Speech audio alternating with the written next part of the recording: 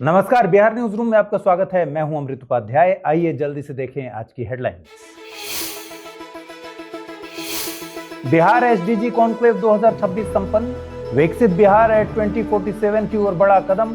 पूरा होगा SDG localisation का सपना। वित्तीय वर्ष 2027-28 में आएगा बिहार का R&D बजट। रिसर्च, डेटा और तकनीक से होगा चुनौतियों का समाधान। केरल, पंजाब में पहले से लागू है R&D बजट। और पटना में वर्ल्ड ट्रेड सेंटर का होगा निर्माण। स्थानीय बाजार से निकलकर वैश्विक बाजार से जुड़ने की कोशिश। 1970 में मुंबई में स्थापित हुआ था भारत का पहला वर्ल्ड ट्रेड सेंटर।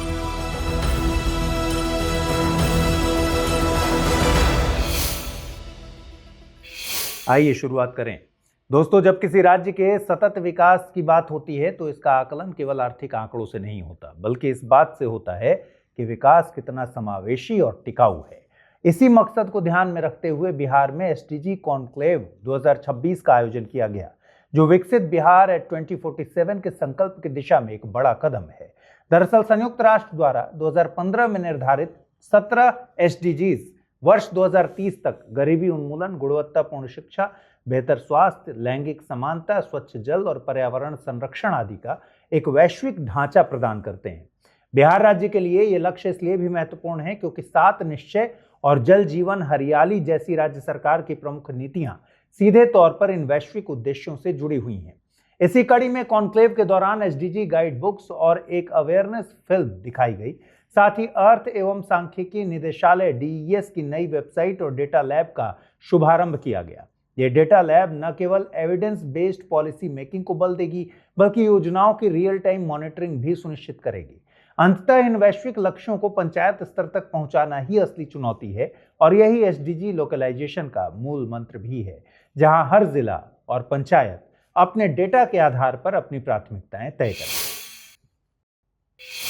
अब बिहार के बजट में सिर्फ ये नहीं देखा जाएगा कि सरकार ने कितना पैसा खर्च किया, बल्कि ये भी सवाल होगा कि उस खर्च से क्या खोजा गया, क्योंकि बिहार अब विकास के अगले चरण में कदम बढ़ाते हुए अलग रिसर्च एंड डेवलपमेंट यानी R&D बजट लाने की तैयारी कर रहा है।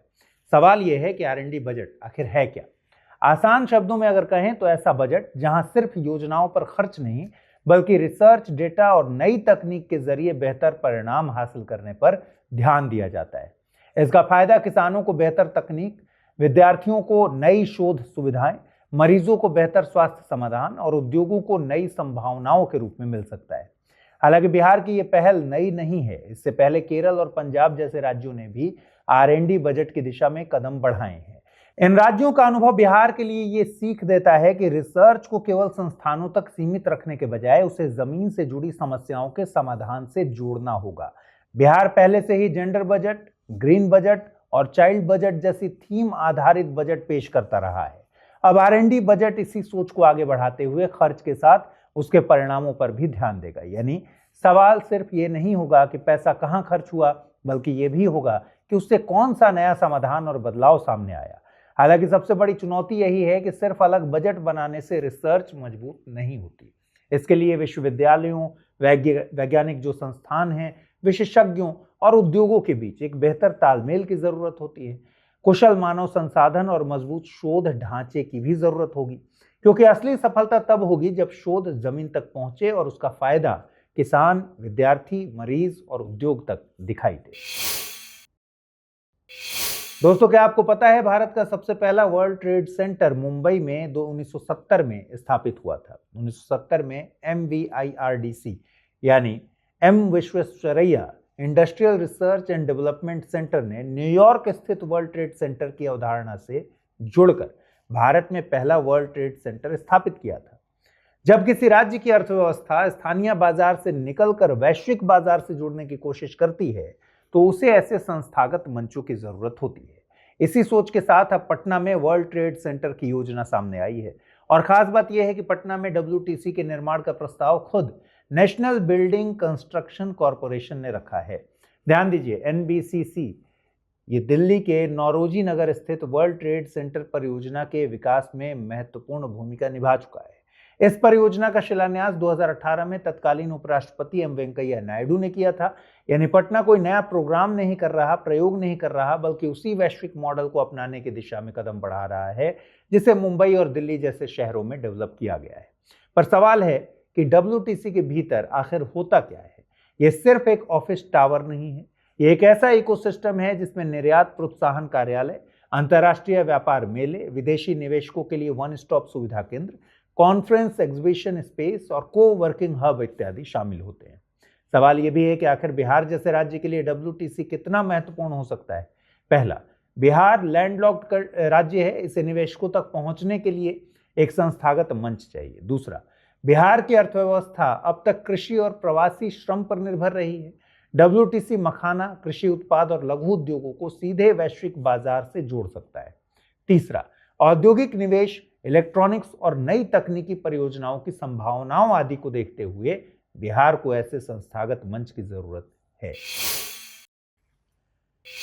बिहार में नदियां हैं, तालाब हैं, पोखर हैं, विशाल जल क्षेत्र भी हैं, लेकिन सवाल यह है कि क्या इन्हें सिर्फ प्राकृतिक संपदा माना जाए या रोजगार व आय का जरिया बनाया जाए। इसी सोच के साथ सामने आई है विजन 2030 बिहार मत्स्य प्राथमिकता परियोजना। इस परियोजना के लिए चुने गए जिले केवल नक्शे पर चिन्हित क्षेत्र नहीं है, इनके चयन के पीछे भूगोल, जल संसाधन, पारंपरिक मत्स्य गतिविधियां और बाजार की संभावनाएं जैसे कई महत्वपूर्ण आधार हैं। सिवान और सारण के नदी और बाढ़ प्रभावित क्षेत्रों में उपलब्ध जल संसाधन मत्स्य पालन के लिए महत्वपूर्ण संभावनाएं रखते हैं। वहीं भागलपुर और मुंगेर गंगा के प्रभाव क्षेत्र में होने के कारण मत्स्य उत्पादन के लिए मजबूत आधार प्रदान करते हैं। खगड़िया, कोसी और गंगा के प्रभाव क्षेत्र में स्थित है, जहां जल संसाधनों की व्यापक उपलब्धता मत्स्य क्षेत्र के विकास की बड़ी संभावना पैदा करती है। दूसरी ओर कटिहार, मोतिहारी और अन्य चयनित क्षेत्रों में तालाब, पोखर, बाढ़ क्षेत्र और पारंपरिक जल संरचनाएं इस क्षेत्र को और मजबूत आधार देती हैं। लेकिन विजन 2030 की जरूरत सिर्फ जल संसाधन नहीं बल्कि बाजार की मांग भी है। बिहार में मछली की मांग लगातार बढ़ रही है और उत्पादन बढ़ने के बावजूद बाजार की मांग को पूरा करने के लिए अभी भी बड़े स्तर पर उत्पादन के विस्तार की जरूरत है। यही डिमांड सप्लाई का जो गैप है, इस योजना का मुख्य आधार है। विजन 2030 का लक्ष्य केवल उत्पादन बढ़ाना नहीं है बल्कि पूरी वैल्यू चेन को मजबूत करना है, ताकि फिश फार्मर उत्पादन के साथ साथ प्रोसेसिंग और बाजार से जुड़कर अपनी आय को बढ़ाएं। इस परियोजना के तहत 1848.75 हेक्टेयर क्षेत्र में प्रत्यक्ष हस्तक्षेप, 9357 हेक्टेयर प्रभाव क्षेत्र और 50,200 मीट्रिक टन उत्पादन का लक्ष्य रखा गया है। कुल मिलाकर विजन 2030 बिहार के जल संसाधनों, वैज्ञानिक संभावनाओं और बाजार की मांग को जोड़कर ब्लू इकोनॉमी की एक नई दिशा तय करने वाली पहल है। बिहार में सोन नदी पर बना इंद्रपुरी बराज इन दिनों चर्चा में है। इंद्रपुरी बराज से निकलने वाली नहर प्रणाली रोहतास, औरंगाबाद, कैमूर, भोजपुर, अरवल, पटना, बक्सर और गया आदि जिलों के लगभग 7 लाख हेक्टेयर कृषि क्षेत्र को सिंचाई सुविधा उपलब्ध कराती है। दरअसल बिहार में कृषि आज भी काफी हद तक मानसून पर निर्भर है। ऐसे में सिंचाई ढांचे को मजबूत करना किसानों के स्थिर आय और कृषि उत्पादन दोनों के लिए इंपॉर्टेंट हो जाता है। इसी संदर्भ में बिहार के बजट और आर्थिक सर्वेक्षण के आंकड़े इस तस्वीर को और स्पष्ट करते हैं। बिहार बजट 2026-27 में सिंचाई और बाढ़ नियंत्रण के लिए करीब 11,284 करोड़ रुपए, जबकि जल संसाधन विभाग के लिए करीब 7,127 करोड़ रुपए का प्रावधान है। वहीं आर्थिक सर्वेक्षण 2025-26 के मुताबिक 2024-25 में सिंचाई पर करीब 2,730 करोड़ रुपए खर्च हुए और सिंचित क्षेत्र में 7.4% की वृद्धि दर्ज हुई। इसके अलावा सोन का पानी औद्योगिक और पेयजल जरूरतों को पूरा करने में भी उपयोगी है, जिसमें Navinagar super thermal power plant जैसी परियोजनाएं शामिल है। यानी एक ही सोन नदी खेती, पेयजल, ऊर्जा तीनों की जरूरत पूरी करने की कड़ी है। लेकिन इंद्रपुरी बराज की अहमियत समझने के लिए इसके इतिहास पर नजर डालना जरूरी है। तो इसका इतिहास भी समझ लीजिए। सोन नदी की सिंचाई व्यवस्था की शुरुआत 1873-74 की सोन नहर प्रणाली से हुई थी। बाद में रोहतास जिले में इंद्रपुरी बराज बनाया गया। ये 1407 मीटर लंबा है और दुनिया के चौथे सबसे लंबे बराजों में से गिना जाता है। इसका निर्माण 1960 के दशक में शुरू हुआ और 1968 में जाकर ये चालू हुआ। इसमें करीब 209 मील मुख्य नहर है, जिसके जरिए सोन का पानी बड़े कृषि क्षेत्र तक पहुंचाया जाता है और यही वजह है कि इंद्रपुरी बराज को दक्षिण पश्चिम बिहार की सिंचाई व्यवस्था की रीढ़ मानते हैं। दोस्तों, बिहार कैबिनेट द्वारा गया, मुजफ्फरपुर, भागलपुर और बिहार शरीफ में कंप्रेस्ड बायोगैस सीबीजी प्लांट की स्थापना को मंजूरी दी गई। इन चारों नगर निकायों में 10-10 एकड़ भूमि 25 वर्षों के लिए निःशुल्क उपलब्ध कराई जाएगी, जो इंडियन ऑयल, गेल, हिंदुस्तान पेट्रोलियम और भारत पेट्रोलियम जैसी कंपनियों को दी जाएगी। अब समझिए बायोगैस से सीबीजी बनती कैसे है। दरअसल जब जैविक कचरे, गोबर, सब्जी अपशिष्ट या सीवेज को ऑक्सीजन रहित परिस्थितियों में सड़ाया जाता है, यानी एनारोबिक डाइजेशन की प्रक्रिया से गुजारा जाता है, तो सबसे पहले कच्ची बायोगैस बनती है, जिसमें करीब 55 से 60% मीथेन यानी CH4, 40 से 45% CO2 कार्बन डाइऑक्साइड और थोड़ी मात्रा में हाइड्रोजन सल्फाइड जैसी अशुद्धियां होती हैं। फिर इसे शुद्धिकरण और संवर्धन की प्रक्रिया से गुजारते हैं, जिससे CO2 और H2S अलग हो जाते हैं और मीथेन की मात्रा बढ़कर 90% से ज्यादा हो जाती है। यही शुद्ध संपीड़ित गैस सीबीजी कहलाती है। यहाँ एक जरूरी परीक्षा तथ्य को ठीक से समझिए, क्योंकि इसमें अक्सर भ्रम हो जाता है। बायोगैस मेन कंपोनेंट मीथेन है बायोगैस का या इथेन है? तो बायोगैस का मेन कंपोनेंट मीथेन है, इथेन नहीं है। ध्यान रखिए, अलग अलग गैसों के मुख्य घटक अलग अलग होते हैं और परीक्षा में अक्सर इन्हें आपस में मिलाकर भ्रमित किया जाता है। जैसे नेचुरल गैस और बायोगैस का मुख्य घटक मीथेन होता है, जबकि रसोई गैस LPG का मुख्य घटक प्रोपेन और ब्यूटेन होता है। यहीं से सवाल उठता है कि आखिर सीबीजी CNG से अलग कैसे है? दोनों का मुख्य घटक मीथेन ही है, इसलिए रासायनिक व्यवहार और कैलोरी मान लगभग एक जैसा होता है। यही वजह है कि सीबीजी को बिना इंजन बदले सीधे CNG वाहनों में इस्तेमाल किया जा सकता है, लेकिन असली फर्क सोर्स में है। CNG भूमिगत भंडारों से निकलने वाला जीवाश्म ईंधन है, जबकि CBG जैविक कचरे से बनने वाला नवीकरणीय स्रोत है, इसलिए इसे हरित ईंधन कहते हैं। दोस्तों, जरा सोचिए, कानून बनाना जितना जरूरी है उतना ही जरूरी है उसका पालन समय पर हो। अगर न्याय मिलने में वर्षों लग जाए तो कानून का उद्देश्य ही कमजोर पड़ जाता है। इसी सोच के साथ बिहार कैबिनेट ने 19 नए विशेष न्यायालयों की स्थापना को मंजूरी दी है। लेकिन सवाल यह है कि इन विशेष न्यायालयों की जरूरत क्यों पड़ी? दरअसल ये अदालतें सामान्य न्यायालयों से अलग विशेष रूप से अनुसूचित जाति और अनुसूचित जनजाति अत्याचार निवारण अधिनियम 1989 के तहत दर्ज लंबित मामलों के त्वरित निपटारे के लिए बनाई जा रही हैं। इनके सुचारू संचालन के लिए 171 नए अराजपत्रित पदों के सृजन को भी मंजूरी दी गई है। साथ ही नशीली दवाओं से जुड़े मामलों की सुनवाई के लिए narcotic drugs and psychotropic substance act 1985 यानी NDPS एक्ट के तहत 3 विशेष न्यायालयों को भी मंजूरी दी गई है।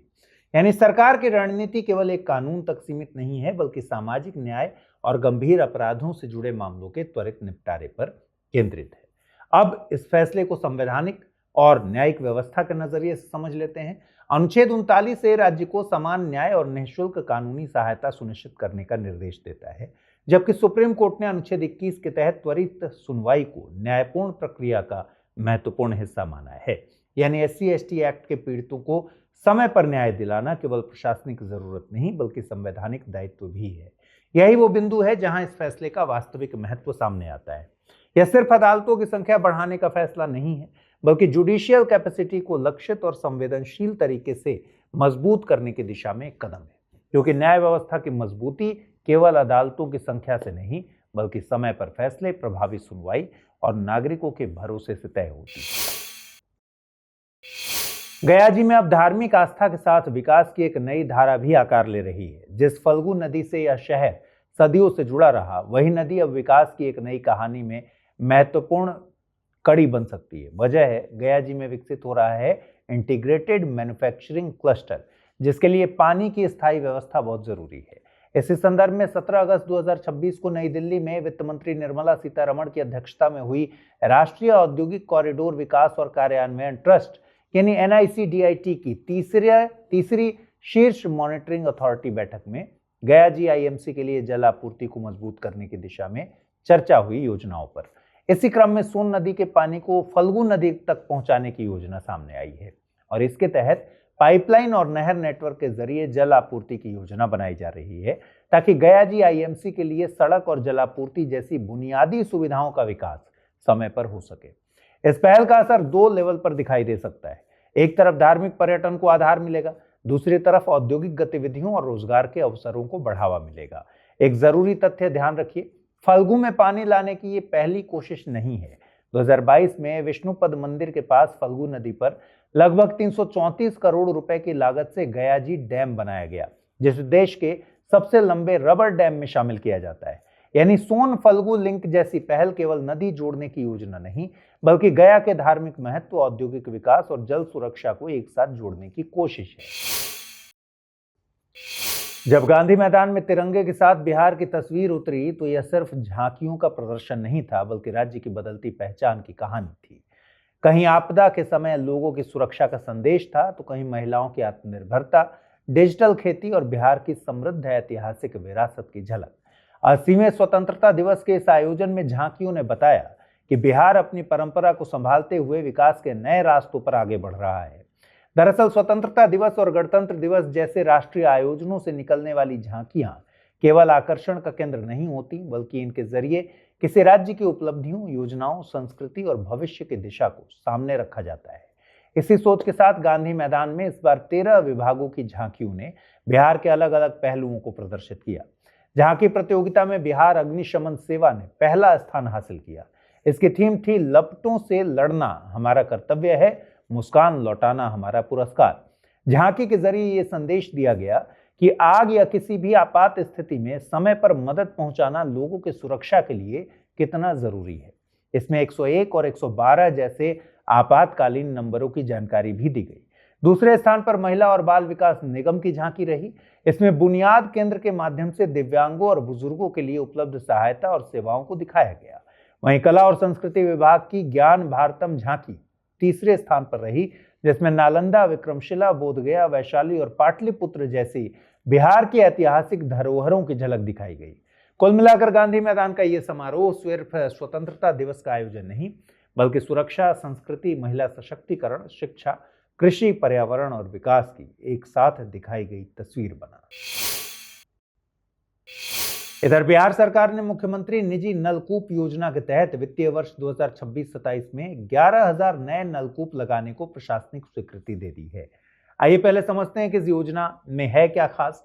दरअसल इस योजना के तहत किसानों को अपने खेतों में निजी नलकूप और मोटर पंप लगाने के लिए सरकार सब्सिडी देती है, ताकि सिंचाई बारिश या सीमित जल स्रोतों पर निर्भर न रहे। अब इसका बैकग्राउंड समझिए।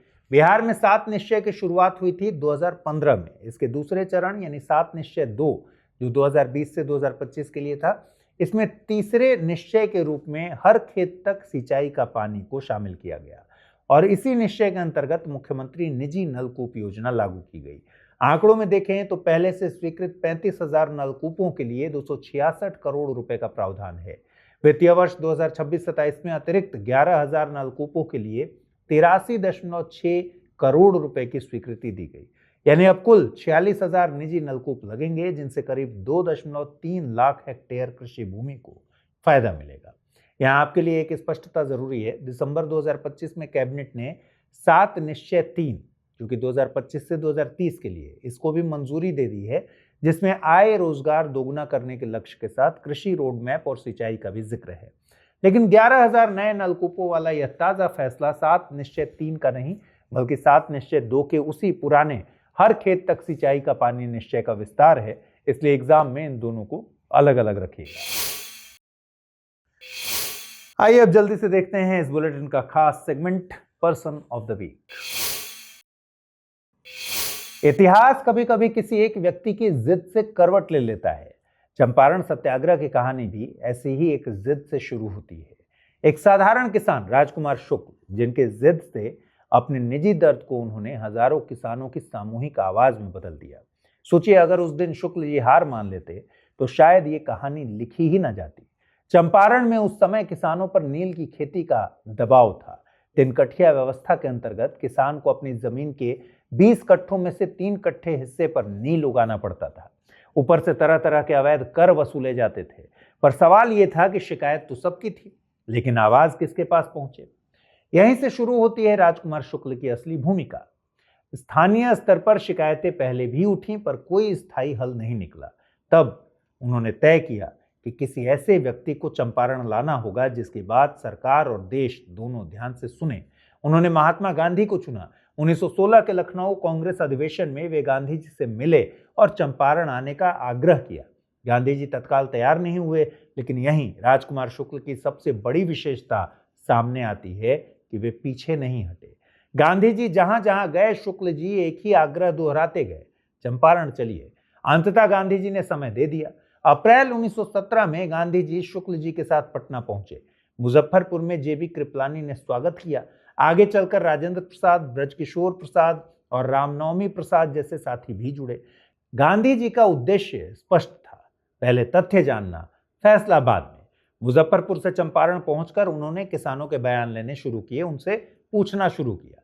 जैसे जैसे शिकायतें सामने आने लगी, प्रशासन ने गांधी जी को चंपारण छोड़ने का आदेश दिया।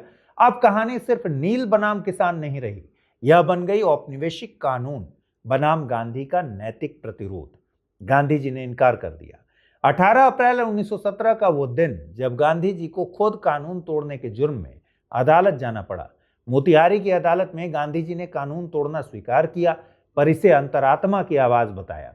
प्रशासन को पीछे हटना पड़ा। यही भारत में सत्याग्रह का पहला बड़ा प्रयोग दिखा। ध्यान दीजिए, यहां गांधी जी ने आंदोलन को टकराव नहीं बनने दिया। यही चंपारण सत्याग्रह की सबसे बड़ी खासियत भी बनी, यानी सत्य पर दृढ़ता पूर्वक टिके रहना। किसानों की शिकायतें व्यवस्थित रूप से दर्ज कराई गई, प्लांटर्स का पक्ष भी सुना गया, और फिर वो पल आया जिसका इंतजार था। जून 1917 में चंपारण एग्रेरियन इंक्वायरी कमेटी बनी। अध्यक्ष थे FG स्लाई। गांधी जी भी सदस्य बने। समिति ने तिनकठिया व्यवस्था समाप्त करने, अवैध वसूली की वापसी और लगान में राहत की सिफारिश की। 4 मार्च 1918 को चंपारण एग्रेरियन एक्ट पारित हुआ। यही राजकुमार शुक्ल की ऐतिहासिक भूमिका समझ आती है। उन्हें सिर्फ गांधी जी को बुलाने वाला कहना उनकी भूमिका को छोटा कर देगा। असल कहानी यह है कि एक पीड़ित किसान अपनी निजी समस्या को सामूहिक आवाज बनाता है, स्थानीय हल न मिलने पर राष्ट्रीय नेतृत्व तक पहुंचता है और अपनी अडिग प्रयास से गांधी जी को चंपारण लेकर आता है। दोस्तों, चंपारण सत्याग्रह ने गांधी जी को भारतीय राजनीति में एक निर्णायक जननेता के रूप में स्थापित किया। दिलचस्प बात यह है, 23 अगस्त 1875 को जन्मे राजकुमार शुक्ल चंपारण सत्याग्रह के उन प्रमुख सूत्रधारों में थे जिनके प्रयासों ने गांधी जी के सत्याग्रह को भारत की धरती पर एक बड़े जन आंदोलन का रूप दिया। आइए अब जल्दी से देखते हैं इस बुलेटिन का खास सेगमेंट, क्विक न्यूज। बिहार के सारण की बहू मोनी कुमारी ने रूस में स्थित यूरोप की सबसे ऊंची चोटी माउंट एल्ब्रूज फतह कर प्रदेश का नाम रोशन किया है। कठिन मौसम, कड़ाके की ठंड और कम ऑक्सीजन के बीच उन्होंने 14 अगस्त को शिखर पर तिरंगा लहराया। पेशे से बैंक मैनेजर मोनी की यह माउंट किलिमंजारो के बाद दूसरी बड़ी अंतर्राष्ट्रीय उपलब्धि है। नाइजीरिया में आयोजित कॉमनवेल्थ चेस चैंपियनशिप में बिहार के खिलाड़ियों ने शानदार उपलब्धि हासिल की। राज्य के 6 खिलाड़ियों ने अलग अलग वर्गों में पदक जीते। पटना के रोहित कुमार ने स्वर्ण, पूजा कुमारी ने स्वर्ण और कांस्य पदक अपने नाम किया। इसके अलावा रानी, सोनू कुमार और अन्य खिलाड़ियों ने भी पदक जीतकर बिहार का गौरव बढ़ाया। खिलाड़ियों को पटना में आयोजित कार्यक्रम में सम्मानित किया गया। बिहार राज्य खेल प्राधिकरण ने उनकी उपलब्धियों की सराहना करते हुए कहा कि ऐसे प्रयास राज्य में शतरंज को नई पहचान दिलाएंगे। राज्य सरकार ने वित्तीय वर्ष 2027-28 तक 10 गीगावाट सौर बिजली उत्पादन का लक्ष्य रखा है। इसके लिए 40,000 करोड़ रुपए से अधिक निवेश की योजना है। सरकार का focus solar park, rooftop solar और किसानों के लिए सौर ऊर्जा आधारित योजनाओं को बढ़ावा देने पर है। इससे बिजली उत्पादन बढ़ेगा, प्रदूषण कम होगा, रोजगार के नए अवसर पैदा होंगे। बिहार ऊर्जा के क्षेत्र में आत्मनिर्भर बनने की दिशा में तेजी से आगे बढ़ रहा है। कोसी मेची लिंक परियोजना इस समय चर्चा में है। 6,282.3 करोड़ की लागत वाली इस परियोजना को मार्च 2029 तक पूरा करने का लक्ष्य है। यह बिहार की महत्वपूर्ण नदी जोड़ परियोजना है। इसके तहत कोसी नदी के अधिशेष जल को लिंक नहर के माध्यम से मेची नदी तक पहुंचाया जाएगा।